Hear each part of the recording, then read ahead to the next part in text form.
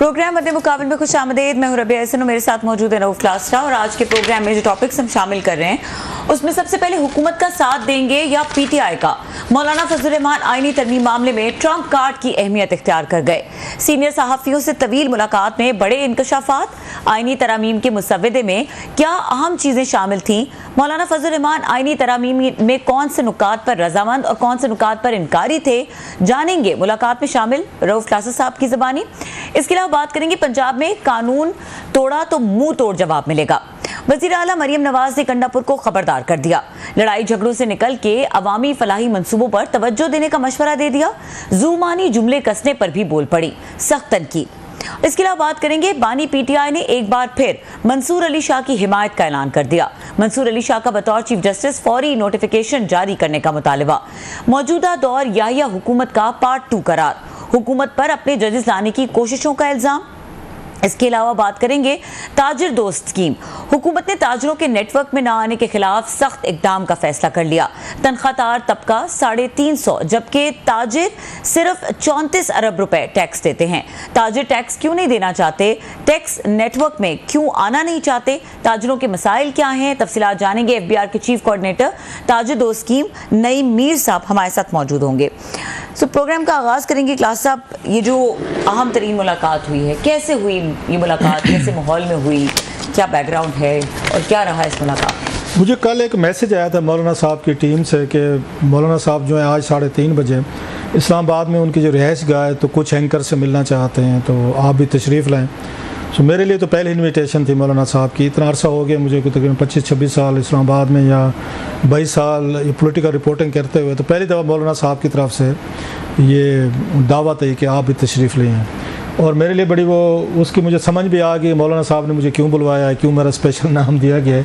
हम जो प्रोग्राम यहाँ करते रहे हैं तो मौलाना साहब ने मुझे खुद कहा, सारे सुन रहे थे, उन्होंने मैंने आपके प्रोग्राम देखे हैं, मैंने आपके क्लिप्स भी देखे हैं, तो हंस पड़े, मुस्कुरा पड़े। जो मैं वो उस पर कहता हूँ ना, उस पर वो क्या कहते, 2 खुट है फाख्ता भी और कौवे खाएँ अंडे। तो मौलाना साहब को ये जुमला बड़ा पसंद आया है कि ये मतलब एग्जैक्ट वो कहते हैं उनकी सिचुएशन पे पूरा उतरता है कि जनाब की मेहनत हम करें और बैठ के सारे बंदर बांट के वक्त इनको याद ही ना रहे। खैर वेरी काइंड ऑफ हिम, बड़े अच्छे तरीके से मिले और हमारी सराइकी में गुफ्तगू हुई, क्योंकि मौलाना साहब जो है वो इसे डेरा इस्माइल खान से हैं। सराइकी बड़ी उनकी एक तरह की मदर लैंग्वेज की तरह, हालांकि पश्तून है, वो पश्तो भी अच्छा। डेरे वालों को ये बड़ा एडवांटेज है डेरा इस्माइल खान को, ये पश्तो भी बड़ी ज़बरदस्त बोलते हैं, सराइकी भी बोलते हैं। जो पठान है वो साथ में ये सराइकी सीखेंगे, सराइकी जो है वो पश्तो सीखेंगे। सो जो भी आपको डेरे से मिलेगा ये नहीं पता चलेगा ये इसकी मदर लैंग्वेज जो सराइकी है या पश्तून है, वो इकट्ठे एक जैसे ही हैं। तो मौलाना साहब दूसरी तरीके से हैं। खैर वो एक अपनी जगह पर। तो मौलाना साहब ने बुलवाया सारे, उसमें बड़े टॉप के जर्नलिस्ट एंकर जो थे, अहमद मीर साहब थे, काशिफ अब्बासी साहब थे, तलत हुसैन साहब, अबसार आलम साहब थे, आदिल शाह ज़ेब थे, फिर राना मुबशर थे, फिर आसमा शिराजी साहबा थी, और फिर ये हमारे दोस्त आदिल हैं वो थे। तो साथ में अगर मैं भूल ना जाऊँ कि 2-4 ये नौपाल, अच्छा नदीम मलिक साहब थे। तो इस तरह के सारे, उसके बाद वो भी आए हुए थे यहाँ पर। तो नाम याद आते हैं कहते मैं बताऊंगा, नाराज़ ही ना हो जाए सारे। आपको पता जिसका नाम नहीं लेंगे तो ये समझेगा मैंने जानबूझ के नहीं लिया। एंड वेरी इन्फॉर्मेटिव एंड बड़ी उस पर गुफ्तगू हुई वहाँ पर। तो जो मौलाना साहब ने पहले तो ख़ुद उन्होंने ब्रीफ़ किया सहाफ़ियों को। अच्छा मेरी एक आदत है प्रिंट दौर से आज तक कि मैं पॉइंट्स लेता रहता हूँ, कि बोल रहा हूँ ना अहम आदमी, तो I keep on taking notes. तो मैंने पेपर भरे हुए हैं अपने, मैं लिखता रहा हूँ कि ताकि कोई बात भूल ना जाए, आप अपनी महज जहनी उस पर नहीं जाए। ये ट्रेनिंग है हमारी एज ए इसके रिपोर्टर के तौर पर कि आपने हर चीज़ को लिखना होता है। और बड़ी मज़े की बात है, कल को अदालतों में कोई अगर मसला भी हो जाए तो दुनिया की बहुत सारी अदालतें इन नोट्स को एज एविडेंस भी लेती हैं कि ये उस वक्त के लिखे हुए हैं, डेट है, टाइम है। इट मीन्स के चेंज तो इसमें अब मेरे हाथ से लिखे हुए नोट्स हैं सारे, तो इनको एज एविडेंस भी इनको माना जाता होता है, इतने इंपॉर्टेंट नोट्स होते हैं। खैर मौलाना साहब ने उस पर वो किया, उन्होंने बड़ी अच्छी मेज़बानी की, हाई टी टाइप चीज़ थी, बड़े उन्होंने ड्राई फ्रूट भी खिलाया, चाय बड़े अच्छे लोग थे। ये जो बाकी जर्नलिस्ट है क्लास साहब, उनको भी उन्होंने खुद ही बुलाया? साहब जरा सबको बुलाया ना, जैसे मुझे बुलाया तो ऐसे उन्होंने उनको बाकी लोगों को बुलाया कि आप भी तशरीफ़ लें। तो सारे लोग आए हुए थे वहाँ पर। Now coming to the point, मौलाना साहब ने कहा जी आपको इसलिए बुलाया गया है कि अच्छा हमारे लिए बड़ी इंतहाई एक प्रिविलेज किस्म की मीटिंग थी क्योंकि अभी आपने देखा होगा सारा मौलाना साहब के घर पे ही एक फोकस बना हुआ था। एक सहाफ़ी रहते थे वो भी चले गए। अच्छा, हमें उन्होंने बुलाया, बाकी तो खुद आ रहे थे ना, पता नहीं कौन बाकी तो खुद आए हुए ना, उनको तो काम था उनसे। तो मौलाना साहब ने मतलब हमें भी बुलाया फिर के जनाब के उन्होंने ब्रीफ किया बेसिकली कि मेरी अब तक इनसे पीपल्स पार्टी से, इमरान खान साहब से या हुकूमत से क्या बातचीत हुई, और बड़ी खुल के बात की मौलाना साहब ने मत से, यानी knows the art of speaking, बड़ा उन्होंने अपने को सुलझे हुए तरीके से, बट ही वाज मतलब feeling very happy and satisfied. इतनी बड़ी अटेंशन, दूसरे लफ्ज़ों में कि उनके पास वो कहते बड़े इनकसार से कहते हैं हमारे पास क्या है, हुकूमत खुद करना चाहे तो अब हम तो चाहेंगे कि हमारे बगैर कर ले, हमारे 5, 6, 7, 8 लोगों को क्या ज़रूरत है। अब ज़रा मैसेज देखें इसके अंदर, मैसेज इन ए बॉटल कि जनाब के यहाँ पे आपके वज़ीर आज़म साहब हैं, उनकी पार्टी के पास बड़ी सीटें हैं, इमरान खान साहब के पास बड़ी सीटें हैं या जरदारी साहब के पास है, लेकिन मेरे पे वो दरवाजे पर बैठे हुए सारे जिसके पास 5, 6 सीटें assembly, I am the king maker, मैं जिसके साथ जाऊँ तरमीम में वही होती हैं। बड़े बड़े लोगों की किस्मत का फैसला इस मौलाना साहब के हाथ में आ गया है। वो आपकी आर्मी चीफ की एक्सटेंशन होनी है, आप चीफ जस्टिस साहब की होनी है, आपकी आईनी अदालतें बननी है, मिलिट्री कोर्ट्स बननी है, या और बहुत सारी चेंजेस जिस पे उन्होंने हमें ब्रीफ किया, वो तो मौलाना साहब के हाथ में। मौलाना साहब को जो वर्कर है, फॉलोअर है, तो he might be feeling at the moon कि ये होती है। वो कहते हैं सियासत मौलाना साहब की 5, 6 सीटों के साथ पूरा इस मुल्क उनके हाथ में, पूरी parliament, civil military establishment, judiciary, ये तो उनके उस पर खड़ी हुई है कि मौलाना साहब हाँ करेंगे तो उनकी किस्मत बनेगी, ना करेंगे तो नहीं बनेगी। अब ये चीज़ें मैसेजिंग जाती है to your followers and voters कि देखा कि हमारा लीडर कितना ज़बरदस्त है, कितना 5, 6, 7, 8 सीटों के साथ उसने यहाँ 342 की या 40 की जो पार्लियामेंट है वो उनके बगैर नहीं चल सकती। कुछ ना हो कि भी सब कुछ है, सब कुछ है। He is a king maker right now. कभी अल्ताफ हुसैन साहब होते थे, कभी मंजूर भट्टू साहब होते थे, इस तरह के छोटे मोटे ग्रुप्स हमेशा मतलब रहते होते हैं। आजकल मौलाना अच्छा बाप पार्टी बन गई थी, अगर आपको याद हो 2018 के इलेक्शन थे मेरा ख्याल है, उस वक्त बाप पार्टी का रईस था, अरूज था, अब मौलाना साहब की बारी लगी है। सो मौलाना साहब को आपको नज़र आ रहा था ए मैन इन कमांड कि मेरे हाथ में सारी चीज़ें हैं और मैं ही इस पर बैठ कर करना है।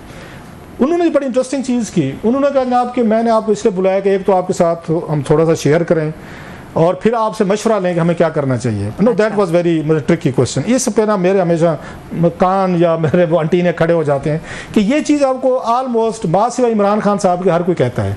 इमरान खान साहब के मुंह से मैंने कभी नहीं सुना कि मशवरा चाहिए, नेवर। वो खान साहब खुद मशवरे देते हैं, सहाफ़ियों को भी दे रहे होते हैं, सबको दे रहे होते हैं। वो खुद उनके मुंह से कम मुझे नहीं याद पड़ता कि खान साहब ने कभी ये कहा हो प्राइम मिनिस्टर बनने के बाद या मीटिंग्स होती थी कि बताएं यार क्या हो रहा है या मुझे क्या करना चाहिए, कैसे करना चाहिए। मैंने नहीं सुना। हो सकता है किसी और मीटिंग में कहा हूँ जिसमें मैं न शरीक हूँ।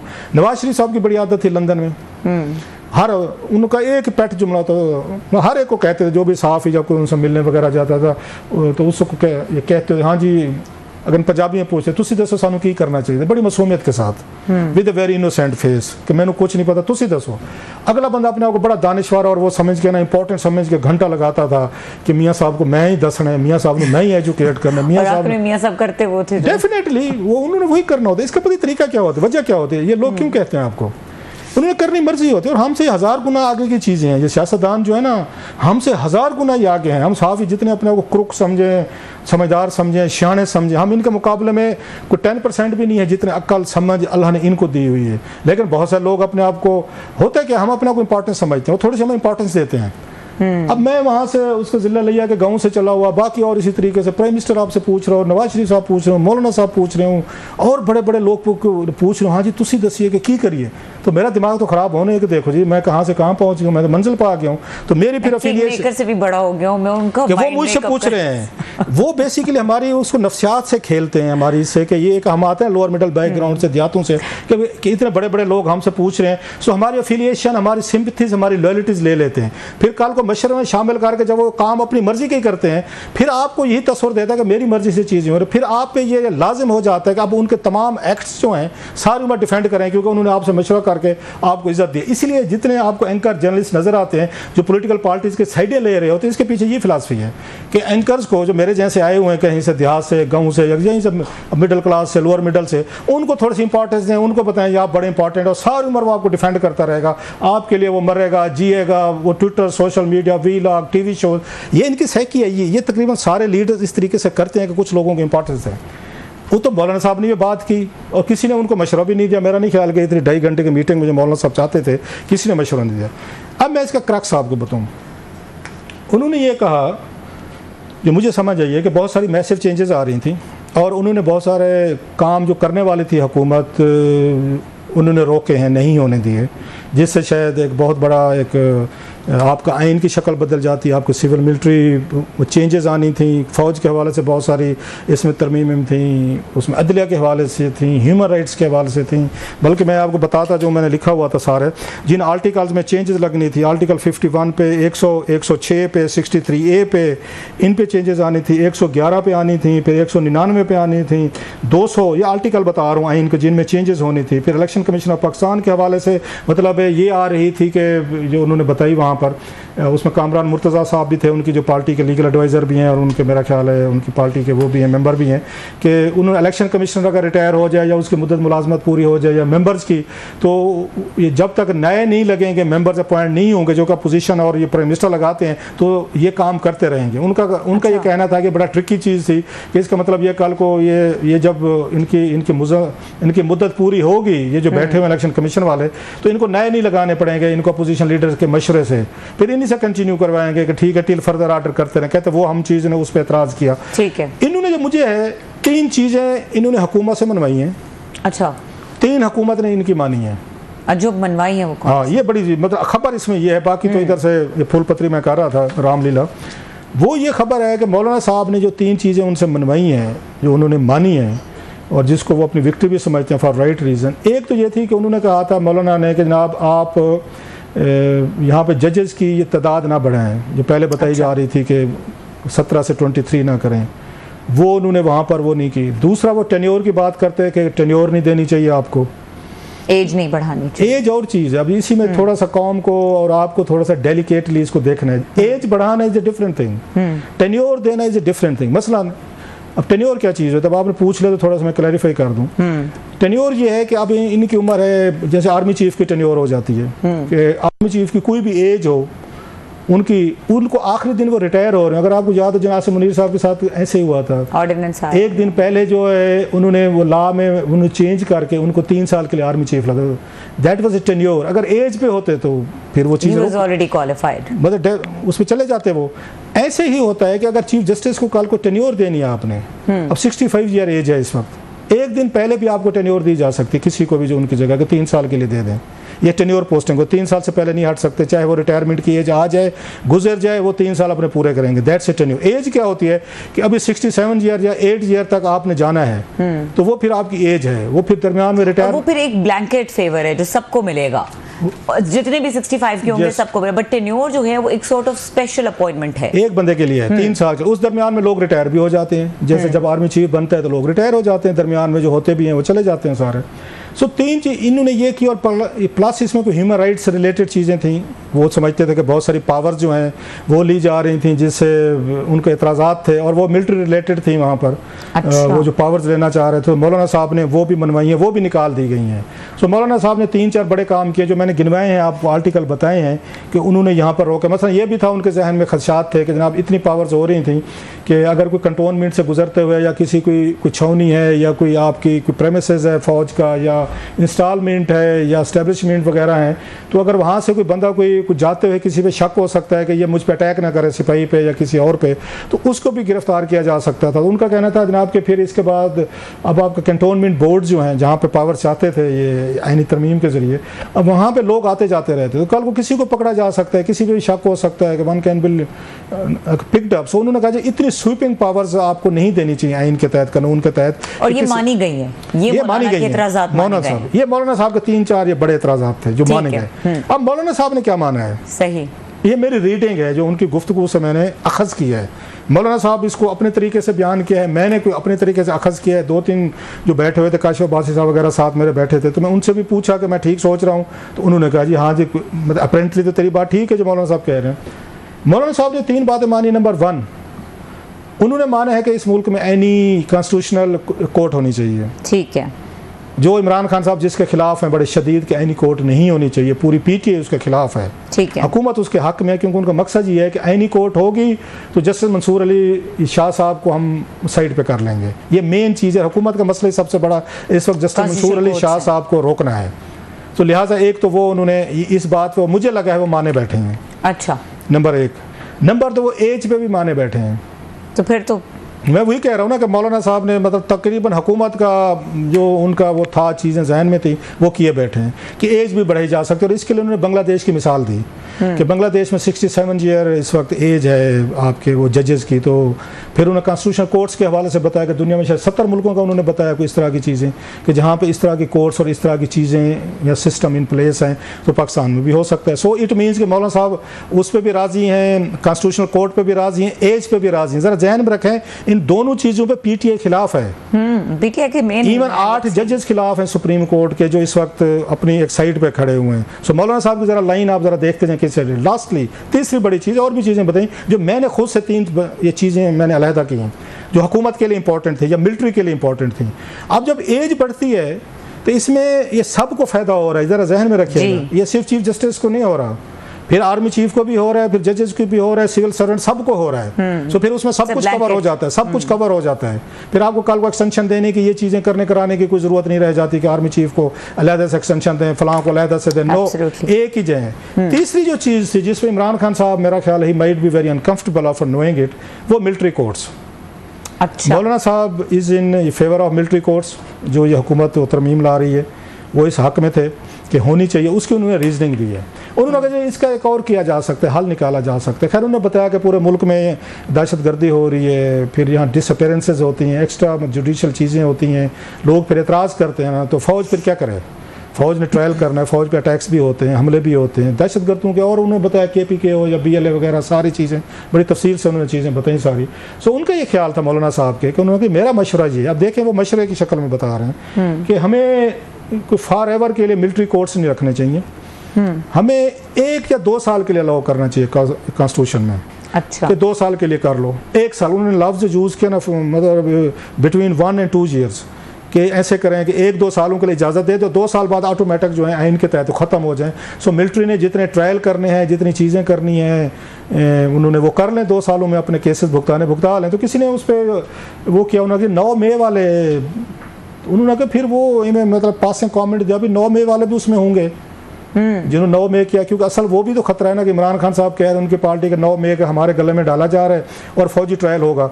सो मौलाना साहब जो हैं इस वक्त, जो मेरी एक अंडरस्टैंडिंग उनकी 2.5 घंटे की गुफ्तगू सुनकर, और मैं को नोट्स वगैरह लिए बैठा हूँ, 2-3 दफ़ा मैंने पढ़े भी हैं, मौलाना साहब से हुकूमत या जरदारी साहब जो जिन्होंने भी हैं, उन्होंने जो बड़ी मेजर चीज़ें उनके जहनों में हैं, मौलाना को उस पर उन्होंने राज़ी कर लिया है।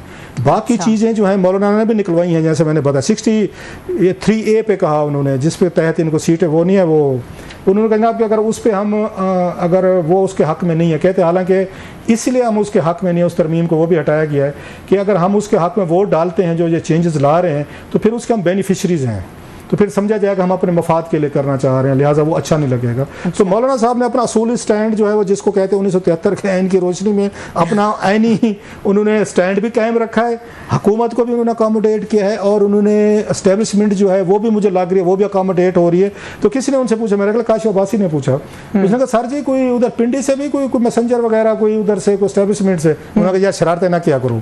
मौलाना साहब ने उसका कोई ये ना डिनाइल नहीं किया कि कोई वहाँ से कोई मैसेंजर नहीं आया या वहाँ से कोई बंदा नहीं आया, शरारतें मत किया करो। क्या साहब ये तो बात आपने सारी बड़े मजे से बताई, लेकिन ये बताया कि सहाफ़ियों ने क्या मशवरा दिया? कोई मशवरे नहीं दिए उन्होंने ऐसा। मेरे से अगर पूछे ना, और ये अच्छी बात है, हमारा काम नहीं है कि हम बैठे और मशवरे दें, no, it's none of my business. अगर मैं मशवरा देता हूँ सपोजली 2 नुकसान होंगे, वो अगर मेरा मशवरा मान लेते हैं और कल को उस पर तनकीद आती है पब्लिकली, आप करती हैं कोई और करता है कि ये तरमीम ठीक नहीं है, तो देन मौलाना साहब विल एक्सपेक्ट मी कि अब मैं उसका डिफेंड करूँ, टीवी पे भी करूँ, हर जगह करूँ कि जनाब क्योंकि मेरा मशवरा था। जब मशवरे में शामिल होते, we are not political players, हम जर्नलिस्ट हैं, हमने तो उनके फैसलों को क्रिटिकली इवेल्युएट करना है कि ये ठीक है, गलत है, कौम के लिए अच्छा है, बुरा, जो हमारी अंडरस्टैंडिंग है, ये हमारा काम है। मैं अगर मशवरों में शामिल हो गया हूँ तो मैं तो पॉलिटिकल वर्कर बन गया हूँ। मैं फिर कल को मैं उनको क्रिटिकली इवेल्युएट तो नहीं कर सकता। फिर तो मौलाना साहब कहेंगे कि जनाब आप आए थे, काफ़ी पिए, आपने कावा पिया, ड्राई फ्रूट, हम यहाँ टीवी पे कह सकते हैं, ये बड़ी पुरानी डिबेट है। मैं टीवी पे मशवरे दे सकता हूँ ये, और मैं देता रहता हूँ, मतलब हम खान साहब को मैंने ज़ाती फेस टू फेस कभी मशवरे नहीं दिए होंगे शायद, लेकिन यहाँ टीवी पे मैं ये बैठ के बात करता हूँ, नवाज शरीफ साहब की बात करता हूँ, बाकी लोगों की बात करता हूँ कि ये जब हम पॉलिटिकल हम तबसरा करते हैं एनालिसिस, तो क्या चीज़ होती है, वो मशवरा ही होता है बट हम आप ये कहना चाह रहे हैं कि सहाफ़ियों को पर्सनल एडवाइसेस नहीं देने चाहिए। I don't believe in it. मैं इसको जर्नलिज्म भी नहीं समझता, मैं इसको हिस्सा भी नहीं समझता। एक और दो चार चीजें एक बड़ी इंटरेस्टिंग है। ब्रेक का टाइम हो रहा है, चलें ब्रेक ले लें। मैं फिर ब्रेक के बाद इनकी जो जरदारी साहब इनसे मिलने आए थे वो क्या इंटरेस्टिंग इनकी गुफ्तगू हुई है। बिलावल के पास मुसफ्फदा कौन सा था, इनके पास क्या था। सबसे बड़ा इंटरेस्टिंग ये था ये मुल्तान जब गए हैं और अपने डॉक्टर साहब से मिले हैं जो इनके वाले साहब के दौर से, उनसे इनकी क्या गुफ्तगू हुई है। और मौलाना साहब की अपनी बॉडी लैंग्वेज, मौलाना साहब की अपनी खुशी वो क्या थी, वो जरा चलें वापस। ठीक है, ब्रेक के बाद इसी डिस्कशन को कंटिन्यू करते हैं। जो मुलाकातें हुई मौलाना की, उनका अहवाल जानेंगे और मौलाना की जो क्लास आपने ऑब्जर्व की, बॉडी लैंग्वेज वगैरह, उसके बारे में पूछेंगे। इस ब्रेक के बाद हमारे साथ रहिए।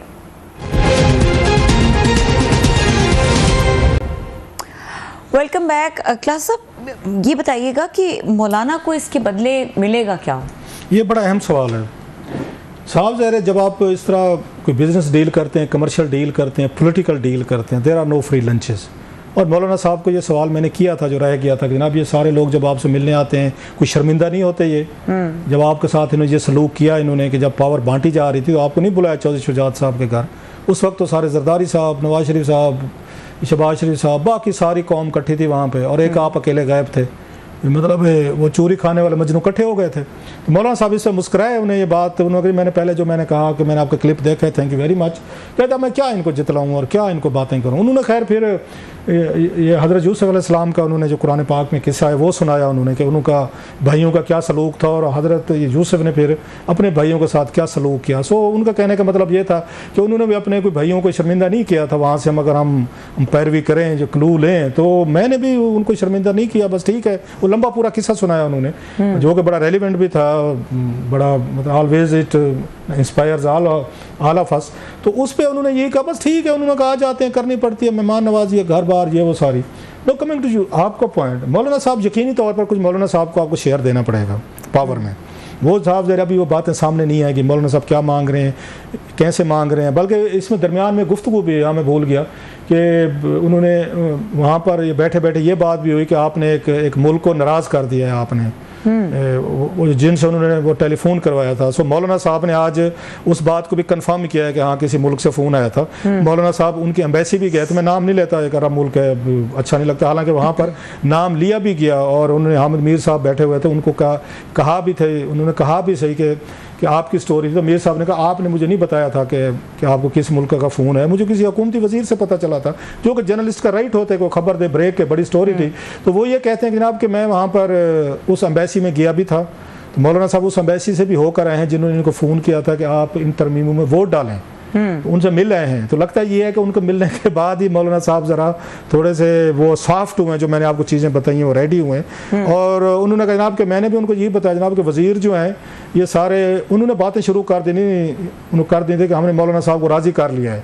सो मौलाना साहब ने इस बात की तस्दीक है कि उनको टेलीफोन आया है और वो उस अरब मुल्क की एम्बेसी से भी होकर आए हैं, मिल कर आए हैं, ये बात आज उन्होंने बताई है। लास्टली तो मैं जल्दी से बातें कह दूँ, जो मौलाना साहब बड़े वो थे, खुश थे।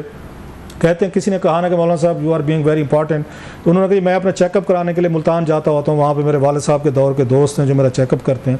अब की दफ़ा जो टेस्ट हुए हैं तो उन्होंने टेस्ट के रिज़ल्ट देख दो, उन्होंने कहा मौलाना साहब आपके टेस्ट के रिज़ल्ट में पहली दफ़ा स्ट्रेस और टेंशन नज़र आ रही है। कहते हैं ये बड़े अरसे बाद हुआ है। और तो उन्होंने कहा जी फिर बताएं कम वक्त तो कैसे मुझे यहाँ पर बस स्ट्रेस ना आएगा, रोज़ाना की बुनियादों पे इधर से हुकूमत जोर लगा रही है, अलाई जोर लगा रहे हैं, उधर से इमरान खान साहब के लोग आ रहे हैं, साहब एस्टेब्लिशमेंट का भी दबाव होगा, मीडिया की कंसंट्रेशन। कहते स्ट्रेस तो फिर मुझे होना था, मैंने तो आना था, दबाव में तो आना था। तो बड़ी वैसे लंबी बात हो सकती है, 2.5 घंटे बड़ा टाइम होता है जो उनसे गुफ्तगू हुई। लास्टली उन्होंने जरदारी साहब और गिलानी साहब की बातें बताई। तो उन्होंने कहा ना गिलानी साहब जब मिलने के लिए यूसुफ गिलानी साहब, क्योंकि वो भी अगेन सराइकी स्पीकिंग है तो मौलाना साहब के साथ भी होता है, तो उन्होंने सराइकी में इनको जुमला कहा जो मौलाना साहब ने सुनाया उसी में। तो गिलानी साहब ने कहा कि जनाब मौलाना साहब आप ना इनके साथ ना ओपरे लग रहे हैं। अच्छा। जरा ना उसमें सराइकी में कहा you are not jelling in exactly you gel with us, आपने सही पिक किया। तो उन्होंने उनको सराइकी में कहा, उनको कहा मौलाना साहब तुसा ना इन नाल ओपरे लग दो इमरान खान साहब नाल PTI नाल, तुसा सारे सक्के लग दो, मतलब तुसा सारे नाल जेल करें दियो, तुसा उन्होंने नाल ओपरे लग दो। कहते उस पर बड़े हंसी कहका लगा। जरदारी साहब को कहते हैं कि जरदारी साहब मिलने के लिए तो उनकी बड़ी पुरानी दोस्ती है। क्योंकि जरदारी साहब ने कहा, उन्होंने भी सराइकी में कहा इनको, क्योंकि जरदारी साहब की मदर लैंग्वेज वैसे बहुत कम लोगों को पता है, वो भी सराइकी स्पीकिंग है। मौलाना साहब को मैंने बता दिया। तो उन्होंने कहा जनाब कि मौलाना हुण बस कर, बस इनफ इज इनफ के जरदारी साहब ने उनको कहा मौलाना उन बस कर। तो फिर किसी ने पूछा फिर आपने बस की? कहते फिर उठा के मुझे साइड पे लेकर उन्होंने मुझे कहा कि जनाब कि मैंने आपको कोई दबाना भी है। आपको पता ना कि जो हमारे जो उलमा साहबान होते हैं सदारत मांग लेते। बस सरदारी साहब इतना बड़ा दिल भी नहीं है सदारत साहब का, वैसे ही मेरे जहन में नहीं है, नहीं तो मैं उनको चिप इन करता कि मौका था आप उनसे सदारत मांगते। मांगी भी थी मौलाना साहब ने, कहीं नहीं गई थी, शुरू में मांगी थी। तो वो उनको दबाने भी आ गए, मौलाना मैं जरा आपको दबाता हूँ, जरा जैसे होता है ना चंपी शंपी करता हूँ मैं आपकी। तो कहते हैं हम अलहदा खैर गए और बातचीत जो भी हुई सारी। So that was the crux of it. The last word is कि मेरा ख्याल है मामला तय हो चुके हैं, no rest is the process. और खान साहब आप क्या करेंगे? खान साहब इसमें से लेफ्ट आउट होने वाले हैं साफ ज़ाहिर चीजें। एक चीज रह गई क्लास साहब कि बिलावल के डॉक्यूमेंट में और इनके डॉक्यूमेंट में फर्क क्या नहीं था? वो बताया उन्होंने, फिर वो कामरान वो मुर्तजा साहब बैठे हुए थे, कहते वो कुछ ज्यादा फर्क नहीं था, कोई छोटे मोटे होंगे, कहते सेम चीज थी वो, मतलब एक ही चीजें थी, उसमें ज्यादा फर्क नहीं था। तो अब से देखना यह है कि इमरान खान साहब क्या रिएक्ट करेंगे। उनका ये ख्याल था मौलाना साहब का हाँ कि पूरी अपोजिशन को राजी करना चाहिए इन तरामीम पे, जैसे भुट्टो साहब ने 73 के कॉन्स्टिट्यूशन पे, उनके पास 2/3 मेजॉरिटी थी, लेकिन इसके बावजूद उन्होंने मजहबी सेकुलर राइट लेफ्ट आपके पश्तून बलोच जितने नेशनलिस्ट थे सबको मिलाया। तो उनका मौलाना साहब का कहना था यही काम जो है इनको भी करना चाहिए, इमरान खान साहब उनको भी राजी करें। लेकिन ये जो 3 चीजें मैंने बताई, अब इस पर खान साहब कैसे राजी हो सकते हैं? अब क्या फड्डा होगा खान साहब का और मौलाना साहब का जब ये सारी चीजें आएंगी? मैं लास्टली ज्यादा कह चुका हूँ, मुझे लगता है कि ये पैकेज जो है ना तरामीम का, ये बिलावल और मौलाना साहब के जरिए ही मूव करवाया जाएगा। हुकूमत को कहा जाएगा आप हमारी तरमीमों के हक में वोट डालो, ये sit back and you watch और ये एग्जीक्यूट करेंगे। नहीं ये है तो ये फिर कल को कहेंगे कि हमने हुकूमत को राजी किया है अपने पैकेज में, हमारी तरामीम में हुकूमत की तो है नहीं। जरा डेलिकेट, जरा थोड़ा सा आप समझने की कोशिश करें। सो मुझे लगता है मेरी रीडिंग के ये करवाएंगे इस तरह। ठीक है क्लास, अब ब्रेक का वक्त हो रहा है। ब्रेक के बाद हमारे साथ नईम मीर साहब मौजूद होंगे, FBR के चीफ कोऑर्डिनेटर ताजिर दोस्त स्कीम है। उनसे जरा स्कीम के बारे में जानेंगे और ताजरों को क्या इतराजात हैं, ताजिर टैक्स क्यों नहीं देते, इसके ऊपर बात करेंगे। इस ब्रेक के बाद हमारे साथ रहिए। Welcome back. और हमारे साथ मौजूद हैं FBR के चीफ कोऑर्डिनेटर ताजिर दोस्त स्कीम नईम मीर साहब, उनको वेलकम करेंगे। अस्सलाम वालेकुम नईम मीर साहब। जी वालेकुम सलाम जी, बहुत शुक्रिया आपका जी। नईम मीर साहब आपका बहुत शुक्रिया, आपने हमें वक्त दिया। अच्छा नईम मीर साहब, हम ज़रा बात करेंगे ये जो ताजरों का और टैक्स का एक मसला बना हुआ है। ये बताइए कि ये जो ताजरों के और हुकूमत के दरमियान मुज़ाकरात हैं या जो काफ़ी नेगोशिएशंस हो चुकी हैं, क्या लॉजिक है ताजरों के पास? हम इस स्कीम पे भी आते हैं कि वो नहीं मानते हुकूमत की बात या FBR की बात, तो वो टैक्स नहीं देना चाहते, जबकि फिगर्स बड़े अलार्मिंग हैं। देखें जी, बात ये है कि ताजरों का सबसे बड़ा इशू ये है कि वो ये कह रहे हैं कि जो टैक्स टेबल FBR ने मुख्तलिफ इलाकों का जारी किया है, वो उसमें टैक्स की जो अमाउंट है या शरह है वो बहुत हायर साइड पे है, उससे कम होना चाहिए। और दूसरा वो ये कह रहे हैं कि जो तरीक़ेकार इख्तियार किया गया है प्रॉपर्टी की वैल्यूएशन को बुनियाद बना के टैक्स टेबल वो उन्हें मंजूर है, वो अपनी आमदन पर टैक्स देना चाहते हैं, वो किसी इंडिकेटिव इनकम को नहीं मान रहे। अब सूरत हाल ये है कि IMF के साथ भी नेगोशिएशन चल रही थी और अभी आपको मालूम है कि $7 अरब के कर्जे की मंजूरी भी एग्जीक्यूटिव बोर्ड ने दे दी है। तो अब इनको ये कहा गया था कि इन टैक्स टेबल्स को भी रिवाइज किया जाएगा और आपके साथ बैठकर कमेटीज बना दी जाएंगी एडिशनल कमिश्नर लेवल की, और आपके नुमाइंदे बीच में मौजूद होंगे, और जो फैसला आप करेंगे किसी भी इलाके में किसी भी दुकान के बारे में, किसी उसकी आमदन के बारे में, तो उस फैसले को हम जो है वो बैठ के मान लेंगे और उसको आगे लेके चलेंगे। बिकॉज ये अपनी रिटर्न जमा नहीं कराते। आमदन का इजहार तो तब हो कि ये लोग अपनी रिटर्न जमा कराएं। 32-34 लाख लोग हैं, 4-5 लाख लोग हैं, इनमें से जो रिटर्न जमा करवाते हैं वो भी 1.25 लाख के करीब लोग वो हैं जो नील की रिटर्न जमा करवाते हैं। वो एक अलग चैप्टर है कि जो लोग अपने टैक्स रिटर्न जमा कराते हैं और फाइलर बन जाते हैं, तो वो फाइलर की आड़ लेकर कितनी टैक्स एवेजन करते हैं, वो एक अलग चैप्टर है।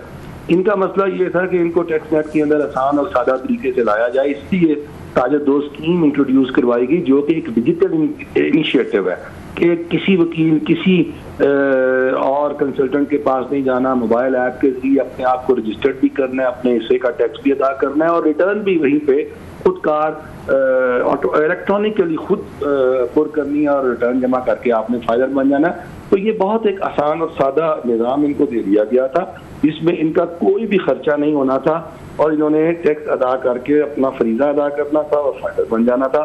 और फिर फाइलर बन के इन्हें वो तमाम सहूलतें हासिल हो जानी थी, वो तमाम टैक्स रायतें हासिल हो जानी थी कि जो नॉन फाइलर पर इस वक्त जो है वो पेनल्टीज लागू की जा रही हैं। जी मीर साहब, बहुत शुक्रिया आपने सर ज्वाइन किया। आपने बड़े सादा लफ्ज़ों में बड़ा इंतहाई कम्प्लेक्स इशू एक्सप्लेन किया है सर। जो बातें आपको समझ आ रही हैं, हम सबको समझ आ रही हैं, और इसका नाम भी वो ताजर दोस्त स्कीम है, तो ये बातें ताजर हमारे भाइयों को क्यों नहीं समझ आ रही, या वो समझना नहीं चाहते, या उन्हें ये ख़तरा है कि जनाब ये हमें, वो बच्चा होता है ना, छोटा बच्चा, उसको बहला फुसला के कोई ना कोई कहानी में सुना के उसको एक दफ़ा तो वो उसको कड़वी दवाई उसको माँ बाप पिला देते हैं, बच्चा दूसरी दफ़ा समझदार हुआ खड़ा होता है कि ये कुछ ना कुछ करेंगे, तो उन्हें भी ये फील होता है कि एक दफ़ा बड़ा प्यार से हमें ये टैक्स नेट में लेंगे, रजिस्टर्ड करेंगे, तो अगले साल से फिर इनकी मनमानी है, उनको हमारा पता होगा कि लगना शुरू हो जाएंगे, जी फिर टीके लगना शुरू हो जाएंगे। तो आपको क्या लगता है सर, क्या वजह है? देखिए, मुझे लगता ये है कि एक तो मुआशी बहरान भी है, एक प्रेशर भी है, कारोबार भी जो है वो मुतासर हैं, इसमें कोई शक नहीं है। और दूसरा ये है कि इनको 70 सालों से किसी ने पूछा भी नहीं है। जनरल एमनेस्टी इनको मिली हुई थी ना, टैक्स दिया ना दिया कोई पूछता ही नहीं था, कभी सेल्फ असेसमेंट में सारी रिटर्न जमा करवा दी। तो एक ताजर तबके के अंदर इस कल्चर को भी रियासत डेवलप नहीं कर पाई, और उन्हें कायल और मायल नहीं कर पाई, और उन्हें तैयार नहीं कर पाई। बुनियादी तौर पर ये लोग ज़हनी तौर पर तैयार ही नहीं थे कि इनसे जो है वो हिसाब किताब भी कभी मांगा जाएगा और कभी इन्हें भी अपना रिटर्न फाइल करना पड़ेगा। और दूसरा जो ये खदशात का इजहार कर रहे हैं, देखें खदशा जो है वो तो FBI से हमेशा हर टैक्स गुजार को रहना है, क्योंकि FBI और टैक्स गुजार का रिश्ता ही ऐसा है कि ये तो समझ लें कि एक बकरे का जिस तरह एक छुरी के साथ रिश्ता होता है, ये तो रहना ही रहना है। तो ये तो टैक्स देना पड़ेगा। टैक्स लेना कभी भी कोई प्लेजेंट जॉब नहीं रही उस टैक्स लेने वाले के लिए। सही कह रहे हैं सर, तो एक प्रॉब्लमिक सिचुएशन रहनी है, और ये पूरी दुनिया में है और ऐसी ही रहती है। नहीं, आपने बड़ी अच्छी बात की। इससे पहले हमने देखा जनरल मुशर्रफ साहब के दौर में, शौकत अजीज साहब जब आया, मिलिट्री दौर था, रोब था, दबदबा था, टैका था, नैब नई बनी थी, उस वक्त GST लगाने का फैसला हुआ, इसी तरह रजिस्ट्रेशन होनी थी, और ताजरों ने बड़ी इंतहाई पावरफुल उन्होंने रेजिस्टेंस की, तो जनरल मुशर्रफ साहब को भी वो वापस लेनी पड़ गई थी स्कीम, शौकत अजीज साहब को। आपको क्या लगता है कि आपकी दफ़ा ये कमिटमेंट है, पॉलिटिकल कमिटमेंट है कि नहीं, व्हाट कम में हमने एग्जीक्यूट करनी है, आपने बाजार बंद करने हैं, दुकानें बंद करनी है, आप सबको टैक्स देना है, क्योंकि आप लोग टैक्स नहीं दे रहे तो वो बहुत सारा गरीब तबका, उन पे सारा बर्डन शिफ्ट होता है, फिर तेल की कीमतें भी बढ़ाएं, फिर बोरिंग भी करें, सूद भी दें, सब कुछ करें। अब क्या ऐसा निया किया जाएगा जो जनरल मुशर्रफ साहब नाकाम हो गए थे और ये मौजूदा पॉलिटिकल हुकूमत कामयाब हो जाएगी? सर देखिए जी, पहली बात तो ये क्लियर कर लें कि जी इस तरह के जो टैक्सेस होते हैं ना जी, जो एक नुक्कड़ से शुरू होकर दूसरी नुक्कड़ तक हर दुकान से लिए जाने हैं, ये ताजरों की मदद मुआवनत के बगैर मुमकिन नहीं हुआ करते। सही कह। और इसको कायल और मायल करने और एहसास बेदार करने के बाद ही हम जो है वो इनसे ये टैक्स ले सकते हैं, जबरदस्ती से तो नहीं ले सकते। लेकिन इशू ये है कि पॉलिटिकल विल भी है, लेकिन रियासत के पास अब कोई ऑप्शन भी नहीं है। देखिए, पहले तो रियासत को बैरूनी दुनिया से पैसा वैसा मिल जाया करता था और ये लाडले बने हुए थे, और रियासत जो है वो इनको पूछती नहीं थी। अब तो आपको पता है बैरूनी दुनिया हमें कहती है कि यार आपके लोग तो टैक्स देते नहीं है, और आप हमारे टैक्स पेयर का पैसा उन लोगों पे खर्च करते हैं जो खुद टैक्स नहीं देते। तो ये इस वक्त बड़ा मसला बना हुआ है, और ये ताजरों को इस चीज का हम एहसास दिलाएंगे। लेकिन एक बात आप भी जरा समझ लीजिए, बात इतनी सादा भी नहीं है, बिकॉज ताजरों को ना बहुत सारी चीजों का पता भी नहीं है अभी, लेकिन इन्हें आहिस्ता आहिस्ता मालूम होगा कि नॉन फाइलर रहने के इतने नुकसानात हैं कि शायद वो टैक्स जो रियासत इनसे मांग रही है, ये नॉन फाइलर रहकर उससे दुगना तिगना या कई गुना टैक्स ज्यादा दे रहे हैं और अपनी जेब पे बोझ डाल रहे हैं। और जब कभी इनके साथ जो लोग फाइलर बन के बैठे होंगे, कारोबार कर रहे होंगे, तो उनके साथ ये कारोबार भी कम्पीट नहीं कर पाएंगे, और इनका अपना एक तरफ तो मुआशी नुकसान होगा, दूसरा कारोबार का नुकसान होगा, इनका कारोबार इफेक्ट कर जाएगा। तो ये चीजें भी जब आहिस्ता आहिस्ता इनको समझ आ जाएंगी और नॉन फाइलर के गिर्द जो शिकंजा है वो कसता जाएगा और उनका हिसाब किताब पूछा जाएगा और उन पर जो है पेनल्टीज और बढ़ती जाएंगी, तो फिर ये खुद ही जो है इस तरफ कायल और मायल होंगे। ये इन्फोर्समेंट सर ये देखा गया है, जो सैलरीड क्लास है जिसमें हम सब शामिल हैं, सबसे ज़्यादा बोझ तो हमारे पे आ गया। वो तो ये पता चला कि इतने एक्सपोर्टर ने बिल वो टैक्स नहीं दिया, जो मतलब billions of dollar, 30-31 Arab dollar की एक्सपोर्ट है, उससे ज़्यादा तो सैलरीड क्लास जो है वो टैक्स देती है। हर दफ़ा जब भी डंडा चलता है, एक्स चलता है, कुलाड़ा, वो तो सैलरीड क्लास, हम तो कहीं भाग ही नहीं सकते, हमारी तनख्वाह में से पैसे आने, इनकम हमारी बैंकों में आनी है, तो वो सारे का सारा बर्डन तो आपका तनख्वाहदार तबका उठा रहा है। और हमारे ताजर भाई कहते हैं जनाब के आप हमारे करीब ही ना आना, हम तो ऑलरेडी स्ट्रेस में हैं, मुश्किल में हैं। जी बिल्कुल, आप मजाक कह रहे हैं कि जिस सेक्टर का जितना हिस्सा होगा जीडीपी में, उसको रेवेन्यू में भी अपना उतना हिस्सा देना पड़ेगा। पिछले साल तनख्वाहदार तबके ने 375 अरब रुपया जो है वो टैक्स अदा किया, जबकि हमारे ताजरों ने, हमारी ये ट्रेडर्स कम्युनिटी ने 34 अरब अदा किया, जो कि एक शर्मनाक फिगर है। अब हम जो है इसी चीज का एहसास एक तो इन्हें दिला रहे हैं कि भाई बस करें भाई, आपके सेक्टर को अपने हिस्से का टैक्स अदा करना है। अगर आप ये नहीं अदा करेंगे तो फिर रियासत तो नहीं चल सकती, फिर रियासत को मजबूरन अपनी रिट जो है। अच्छा सर, मीर साहब ये बताएं आप, या FBR ने इसका नाम रखा है, बड़ा हैरानिकल नाम है सर, ताजर दोस्त स्कीम।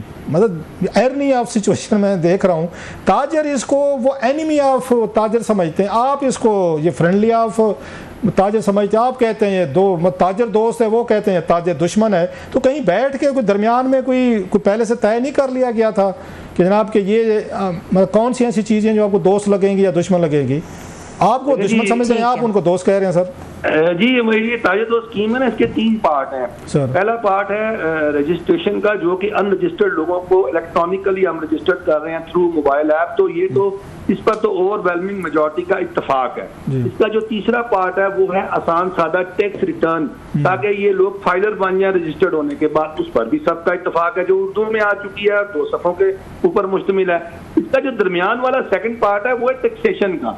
असल में प्रॉब्लम वो बना हुआ है कि वो टैक्सेशन के जो मेजर लिए गए हैं, जो रेट लगाया गया है, वो काबिल कबूल नहीं, और उसको काबिल कबूल बनाने की कोशिश की जा रही है ताकि ये ताजर दोस्त स्कीम वाकईतन ताजर दोस्त हो जाए। बिकॉज जब टैक्स लगाया गया और टैक्स बताया गया तो ये ताजर दोस्त स्कीम से ताजर दुश्मन बन गई ताजरों की नजर में।